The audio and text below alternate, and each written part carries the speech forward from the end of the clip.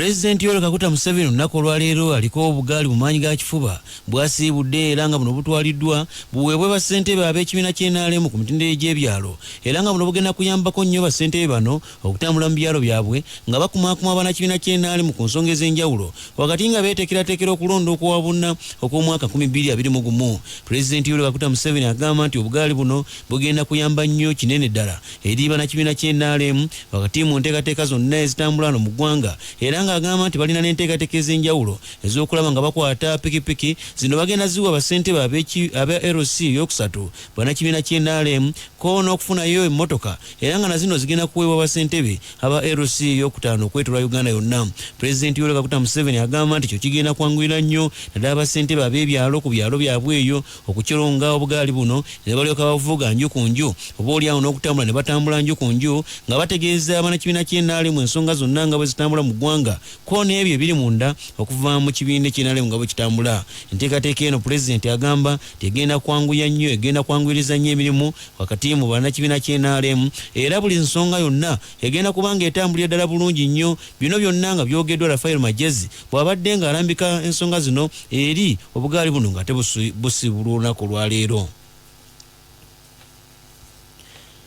Yes, abalabirizi w'ekkanisa ya Uganda the Most Reverend Stephen Kazimba Mugalu agamba nti muteekateeka yonna nga gavumenti ekola embalirira y'eggwanga agamba nti n'amakanisa nago gandibadde gagatibwa ku lukalala lw'ebyo ebintu eby'enjawulo embalirira eno byebegenda okugasa. Bino byonna ssaabalabirizi w'ekkanisa ya Uganda abyogedde bw'asinzidde mu maka g'obwa ssaabalabirizi agasangibwa e Namirembe mu kibuga Kampala bw'abadde ng'asinkanya abakungu okuva mu Operation Wealth Creation olunaku olwaleero nga baliko ensonga ez'enjawulo ze batemaatema enteekateeka yonna ey'ekkanisa nga bw'erina okutambula. Agamba nti ku mulundi gwe guno ayagala okulaba lunaku lwananyukira obwa ssaabalabirizi bw'ekkanisa ya Uganda mu mwaka gwa 2025 agende okuva mu ntebe eno ng'ekkanisa nayo eteereddwa ku lukalala lw'ebintu eby'enjawulo embalirira y'eggwanga byerina okugasa. Agamba nti alina n'enteekateeka ez'enjawulo ez'okulaba nga bakolagana nnyo n'ekitongole ki Operation Wealth Creation ekkanisa eno esobole okuba nga eteekebwateekebwa n'okuyambibweyambibwe mu nsonga ez'enjawulo era nga abakkiriza bagenda kubanga bafunamu kinene ddala wakati ng'enteekateeka eno obaolyawo bw'enaaba ng'etambudde ng'egenze maaso. Ssaabalabirizi w'ekkanisa ya Uganda agamba nti mu nteekateeka yonna agenda kwogerezeganyako n'abo bananyini bbanka ko n'ebitongole eby'enjawulo mbu ekkanisa eno nayo eyongere okugattibwanga mu nsonga zonna ez'enkulaakulana wano mu ggwanga kubanga abakkiriza beetaaga okugenda mu maaso n'ensonga zonna zeetaaga okutambula obukwakku.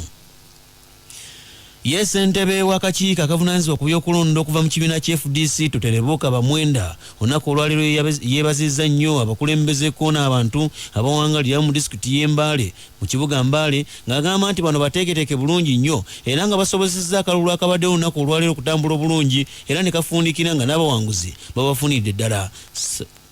Ssentebe w'akakiiko ak'ebyokulonda mu kibiina kya FDC agamba alangiridde Wanyoto Mugoya era ng'ono awangudde ekyokwatira ekibiina kya FDC bendera avuganye ku bubaka bwa palamenti mu mwaka gwa 2021 okubeera omubaka wa Northern City Division mu kibuga eky'Embale. Agamba nti akalulu akakubiddwa olunaku olwaleero akamyufu kabadde kamazima na bwenkanya era buli kimu akyogedde bw'abadde alangirira abantu bano. By virtue of the powers conferred me and in accordance with the party constitution, Article 29, Clause 2, may I announce the victorious candidate Paul Mugoya. He will be the MP Northern City Division flag bearer on FDC ticket. May I now take this opportunity to hand him over the FDC flag. May I also hand the FDC key to Mr. Wanyoto Paul Mugoya. Go and speak on behalf of the Northern City Division constituency citizens. Open up that constituency. Wabula mu kusooka wabaddewo ensasagge etagambika era nga n'etiyagasi yanyookedde ddala nga bannakibiina kya FDC babatwala entyaji olw'ensonga babaddewo ebitagenda bulungi nga n'okuba ku bimu ku byo byabadde birumiro ebitagambika. Wanyoto Mugoya oluvannyuma lw'okuwangula n'okulangirirwa ng'awedde okulangirirwa ayogeddeko eri abantu abamulonze ku nsonga ez'enjawulo era ne yeeyama okukolera ekibiina kya FDC ko n'okukolera abantu abasangibwa mu mambuka g'ekibuga eky'Embale. nsanyuse nnyo abantu bange bonna aba division abasobodde okujja wano Kumakya okulonda akalulu kano, era nsanyuse nti bonna bazze ne balonda era ne bampa akalulu n'empangula. Njakukola nabo, njakukola ffenna, era nja kutambuza pata yaffe tugikulembere tusobole okulaba nti tugikulaakulanya mu Bugiswa n'Embale. Tujanga omuntu omupya azze n'amaanyi, azze okulaba nti akwatagana n'abantu ba wansi, tuzimbe pata yaffe, structure zonna tuzizimbe, zambuke, tukwatire wamu.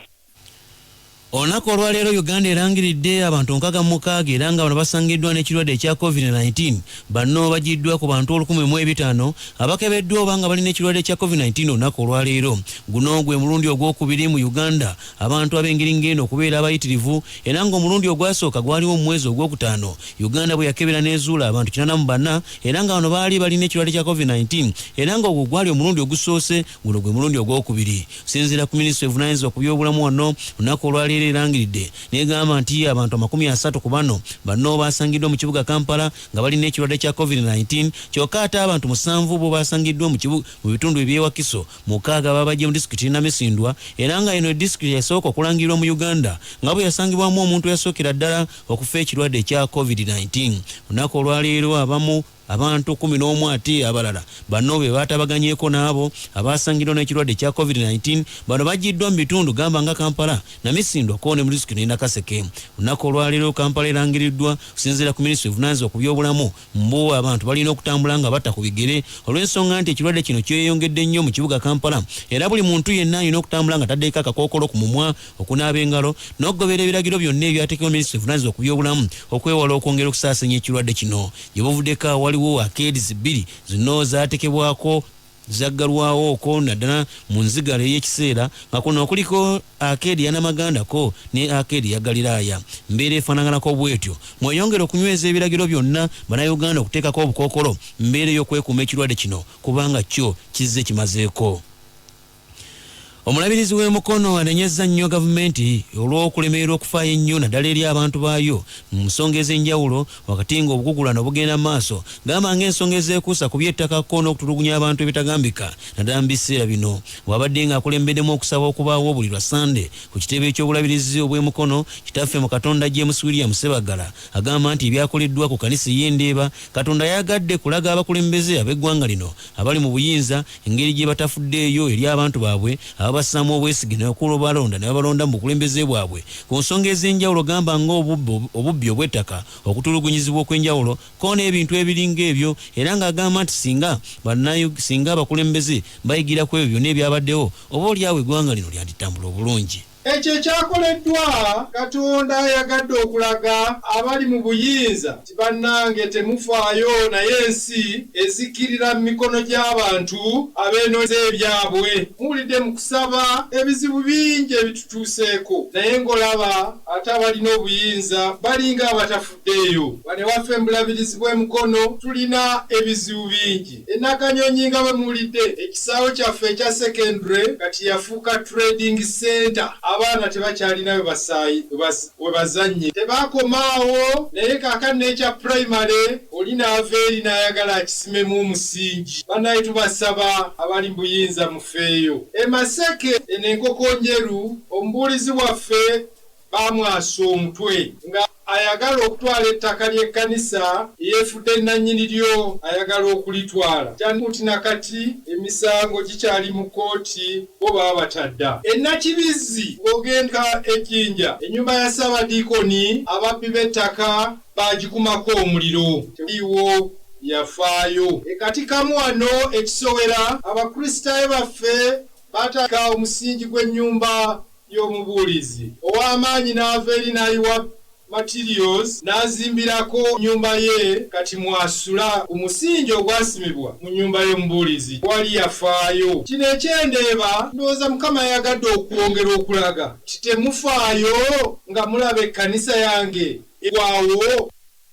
Mulabirizi Sebaggala alaze obutali bumativu eri abantu bakatonda bawadde obugagga ne babukozesa bubi mu ngeri y'okunyigiriza ate abantu abalala bangi. Gamba nga ne bannabyabufuzi basindise mu bukulembeze kyokka ne bafundikira nga tebakoledde bantu baabwe. Wabula ayongedde n'asaba abakkiriza bwe baba basaba bajjukire nnyo nti waliwo abaagala okudda mu buyinza kubanga akalulu akasente kabi nnyo, era n'asaba abakkiriza baleme genderanga ku ssente mbuolwo ate baleke bakwata akalulu kaabwe bakawa omuntu oyo abeera yeesimbyewo. Ono agenze maaso n'akubiriza abakristaayo okumanya kye basaba ate baleme okuvanga ku mulamwa nate bamanye nga kalende y'ekkanisa kubanga omwoyo gwa Katonda yabalungamya mu kusaba kwonna n'okumanya ebinaaleeta emirembe mu bukulembeze obw'eggwanga bwonna. Okumanya ekyokusaba. Abooluganda tusaba naye osaba ki? Bw'ofukamira okusaba kiki ky'osaba Mukama? Okumanya ekyokusaba. Essala yaffe ey'olunaku lwa leero basaba abakristaayo muleme okuva ku mulamwa, muleme okwerabira kalenda yaffe nga bw'etambula. Tugezako nnyo okubajjukiza n'okubadde nga temujja mu kkanisa naye gye muli mbasaba mugoberere nnyo. Bwe tusaba Katonda by'asiima abooluganda abituwa.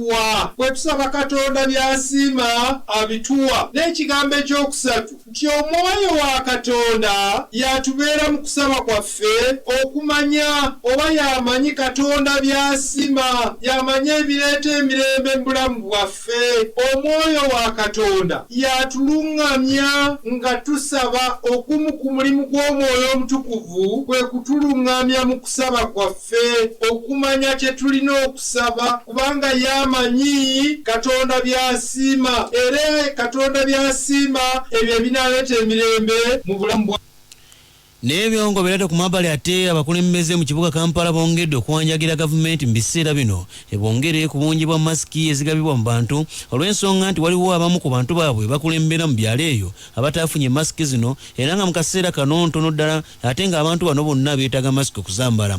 Moses Kavuma ssentebe amyuka ssentebe wa Budonian Zone esangibwa mu Kisenyi Mengo Parish agamba nti bo baafunye masiki 10 zokka era nga zino baazigabye n'okugwawo ne ziggwawo wabula bagenze okwetegereza nga abatuuze abalala bawulira ddala 5 bantu tebafunye masiki. Agamba nti gavumenti esaana eddukire ddala misinde okulaba nga ate ebongera ku masiki zino olw'ensonga nti ekirwadde kino kyayingidde dda Kampala n'okutabala kyatandise dda okutabaala. Nagaye bampadde masiki 10 ebokisi 2 ku kyalo kino nga bw'okiraba era nagabye ne neetoola wano neŋŋenda yonna nayo mu magalaji ne mulimu abalala abataafunye anakakati buli wembasanga bali mu kuyomba mu kunyombesa ba masiki kubaki twatuwadde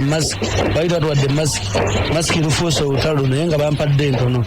Waliwo amagezi ge bayinza tusayira ne batwongera kubanga bwe twayise tumanyiiwo ne batwongera abataafunye ne basobola okufuna. Ye Isirairi Musaasizi ssentebe wa Kifumbira Zone ekisangibwa Kamokya ku nkingiriza ekibuga Kampala agamba nti ye yafunye masiki 8 zokka wabula nga atunuulira abatuuze be basukira ddala n'emmotwalo. Agamba nti zino ze yafunye entono gavumenti esaana emwongere ku masiki endala. So kati bwe kweralikira kwange dizinza obutamala naye era tujja kutetenkanya tulabe kati omukisa omulungi nti mulimu bwe tukako ne bagamba nti tuyina ezaffe zino tamato bazaagadde olwa standard yazo bo balaba nti ziri ku standard nga balaba ze balina ze zisinga okuba ennungi. So naye tuyinza kukaka muntu nti kuba mulimu abazigaana nga bagamba nti teziri ku standard bo balina ezaabwe bwekito. So tulowooza nti olw'okuba nti waliwo abatasobodde abatatutte masiki zino bajja kusobola abalala bajja kuba basobola okutwala zino bannabe zona abatatu. Ye kansala Jeni Namukasa era ng'ono kansala wa Gogonya 2 Zone mu Makindi Division agamba nti bafunye masiki 13 zokka kyokka nga bwe baali bawandiisa abatuuze mu kitundu kye bawandiika abatuuze 9 wabula nga abasinga ku bo tebafunye masiki wabula nga ekirwadde kino mu Uganda mwekiri ne mu Kampala kyayingidde dda. Masiki njirabe naye kale tensanyusizza nnyo okuba mbadde mmanyi balina engeri naddala kati nze ndi lubuto ndaba enjeesiba nnyo eziira ate wengezaako gitekako ensiba nnyo muno funa okuzira kati nadde mmanyi balina engeri gye bakikozeemu nga tulisiti osobola osika omukka waggulu muno naye byonna tebikoze eki zo tuzirabye tusiimye naye tezitukubye nnyo ffe ng'abazirabye sina kyakikolera kuba sitambula nnyo kati ndi waka naba nfuluma nja gikozesa naye batuyamba abapoliisi tebatukuba nnyo bakuba tebasaasira ayinza otujjamu embuto batuyambe. Nyongera okubajjukiza bannayuganda mwenna gye musinzira okuwuliza Sseddume Lubogola Simba nti ekirwadde kya COVID-19 mu Uganda mwe kiri n'okutabala kikyatabaala. Mu Kampala kyayingidde dda era ng'abantu 66 bazuuliddwamu n'ekirwadde olunaku olwaleero. Abansinga obungi ku bo 30 basangiddwa mu kibuga Kampala. Mu ngero okugondera ebiragiro ebyateekebwa Minisitule evunaanyizibwa ku by'obulamu okwekuuma ekirwadde kino mwambale masiki zammwe muleme okuŋŋaana mu bungi kubanga buli w'osembeera omuntu nga totaddeeko masiki ebbanga libe wabeerawo enkizo y'amaanyi nnyo okwatibwa akawuka ka coronavirus nga gava ku muntu omu okudda ku muntu omulala. Mbeera efaanaganako bwetyo. Bannayuganda tusaanye tutambulire wamu tuleme ate okunyomoola ebyo byateekebwawo wabula tubikwatire wamu tulabe ng'eggwanga lyaffe ligenda mu maaso kubanga omwaka 2021 okulonda weekuli ate nga Uganda bannayuganda balina okuba nga balamu ddala.